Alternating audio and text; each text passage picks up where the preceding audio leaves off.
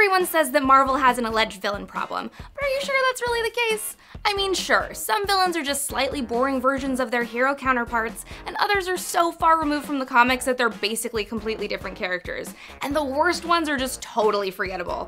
Lol, sorry Malekith. But lately, Marvel's been doing a pretty stellar job of fixing that track record just in time for Infinity War. I'm Whitney Van Lanningham, and these are the 10 best villains in the MCU. Number 10, Ulysses Klaue. This dude was a real piece of work, and Andy Serkis brought the character to life perfectly. Even though I hated him, I was kinda bummed out when he died because it meant we wouldn't get to see more of him. But that's what made him one of the best villains. Homeboy is a gross, greedy arms dealer, he killed the family of W'Kabi and stole billions of dollars of vibranium. He's also just generally kind of an asshole. One of the things that makes him so cool is his robot arm that out Skywalker's Furiosa's prosthetic and Ash's chainsaw arm combined. That cool ass arm is one of the reasons why I'm so sad they killed off his character. I wanted to see him and Bucky arm wrestle in Infinity War. Loser has to arm wrestle Thanos wearing the Infinity Gauntlet. This plot twist will come when Rocket has someone collect all of their prosthetics as a joke. It's like, I can't hold your hand and give you $1 million ideas forever, Kevin Feige. But the number one reason why Ulysses Klaue is the fucking coolest is because he has a mixtape out on SoundCloud.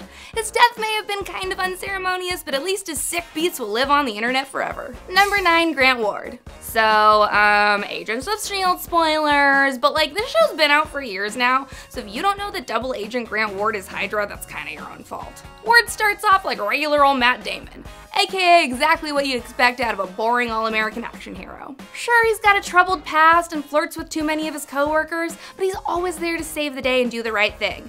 Except not, because he's a two-timing, backstabbing Hydra agent! His betrayal was a turning point for Agents of S.H.I.E.L.D. and turned the show into a roller coaster of wild emotions. Would Ward redeem himself and stop Hydra from the inside? Could his romance with Skye survive after he helped to dismantle S.H.I.E.L.D.? Was Ward just a good, misunderstood man? Of course not! Aren't you paying attention? This guy is Hydra scum through and through! It's so refreshing to see a character straddle the line between good and evil as much as Ward did and ultimately end up being a butthole. You don't see that too often in TV shows. And Ward's arc itself was pretty interesting on its own. He went from Hydra pawn to gritty lone mercenary to head of Hydra to literal Hydra god. Not even Red Skull could compete with that. Number 8, Vulture. Before he became Birdman with even more of a vengeance, Adrian Toomes was a family man with a great job at a salvage company. After the Battle of New York, Toomes' salvage company got the highly coveted contract that allowed them to clean up the city. But in an unfortunate twist of fate, Agent Hogue tells Toomes that the Department of Damage Control was now in place to clean up all of the Avengers battles going forward. He becomes a major arms dealer and starts selling weaponized technology to the highest bidder. Of course, Toomes makes himself the Vulture suit, cause come on, that's like the first thing any of us would do if our business got f***ed over and you have a bunch of cool tech lying around. After f***ing with Spider-Man a few times, it's revealed that Vulture is none other than Peter's crush Liz's dad. Peter not only realizes that Liz's dad could totally break his kneecaps if he ever touched his daughter, but he also realizes that he might have to maybe kill him if shit goes from bad to worse. Ruh-roh. I can't wait to see what happens with him in the next Spider-Man. Maybe now that Liz is out of the picture, he can give Spidey the ass-kicking he really deserves. Number 7, Kingpin. Ugh, I get it, you have daddy issues, whoop-de-doo. Honestly, if you haven't seen your dad go into rage mode because you shoot whiskey like a little bitch, do you even have a dad? Nah, but seriously, Wilson Fisk's dad was a major dillhole with a violent temper, and he eventually had to kill his own father to get him to stop beating his mother. Super messed up shit, dude. But then his mom sent him to live on a farm for a while, and you'd think all the sunshine and fresh air would make him a little less evil, but nah. Fisk returns to New York and jumps right back into the life of crime. Fisk develops a crush on Vanessa Mariano, which kinda makes him a little bit sympathetic in a way. Like, aw look, he smashed that guy's head in the car door because he loves her! But now let's talk strategy. I know Kingpin looks big and scary, cause he is, but he doesn't really have superpowers per se. His super strength and combat skills come from training, not from an encounter with a gamma bomb or a radioactive spider. But that's what makes Kingpin so scary. Even without true superpowers, he can still give Daredevil a run for his money. Number 6, Hela.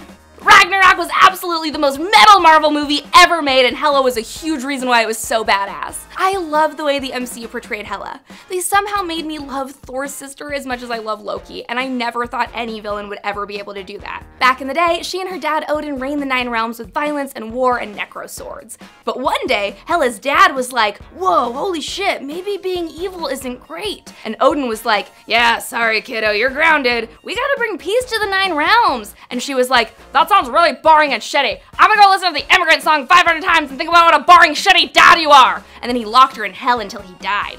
Then she builds herself a black metal flower crown like the Lana Del Rey of darkness and gets down to business. Look man, I get her.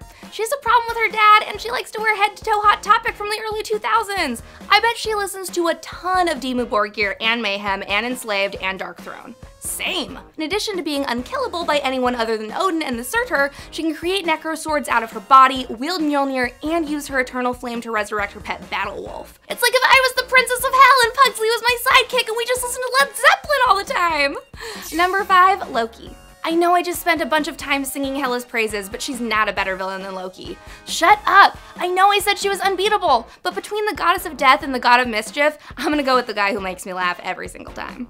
Loki totally has a weird chip on his shoulder about being the god of thunder's little brother, and is basically the embodiment of that Ashley Simpson song from her first album, Autobiography, in 2004. He's living in the shadows of someone else's dream. And then Ashley got a nose job and Loki stole the Tesseract, and things started looking up for them. Loki's run the gamut of that good guy, bad guy, will he, won't he thing. Just when you think he's being honest and sincere with his brother, he sells him to the Grandmaster on Sakaar.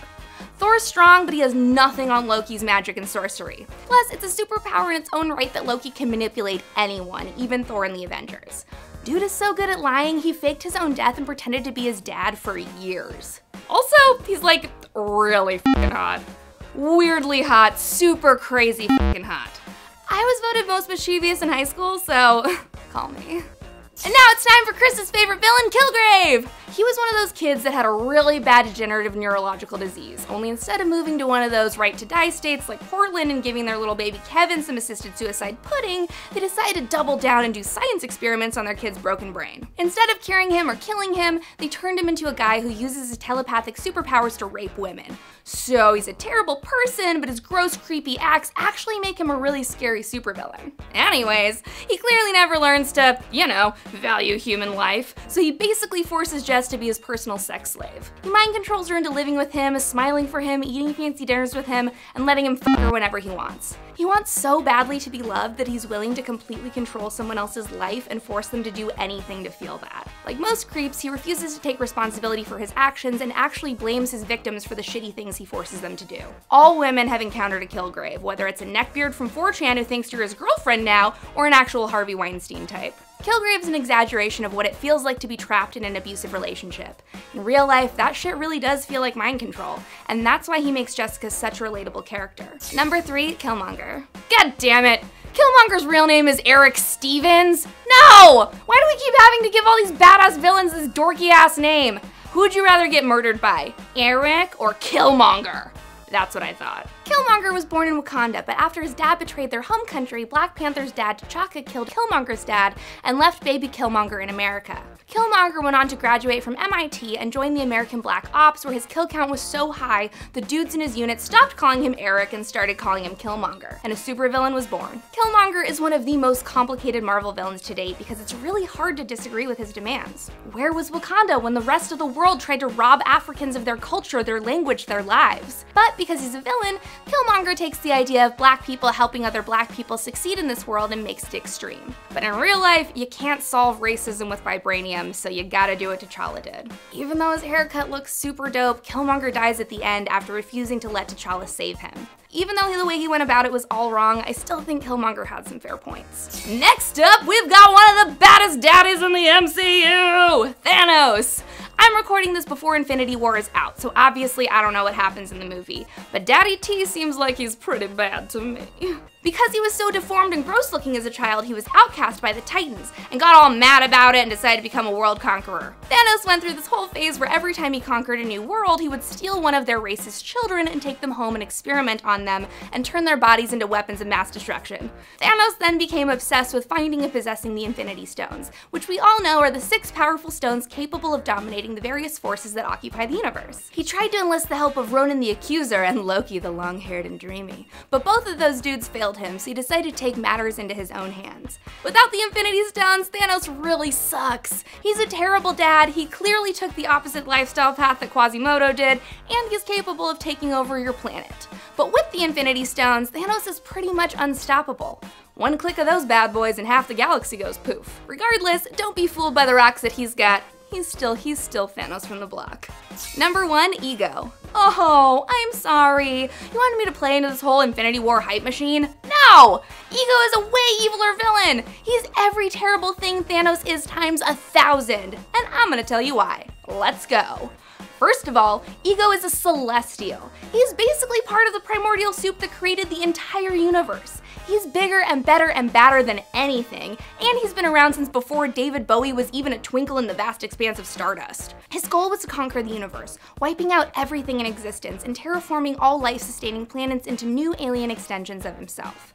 And you thought Tony Stark was a narcissist. Ego traveled throughout the entire galaxy, knocking up bitches left and right, hoping to pass on his celestial gene. When he found out that his children did not possess the celestial gene, he kinda sorta murdered them like a handsome, charming version of Kronos. Do you see how this is worse? At least Thanos let his adopted children live! Also, thank God Thanos never tried to date anyone.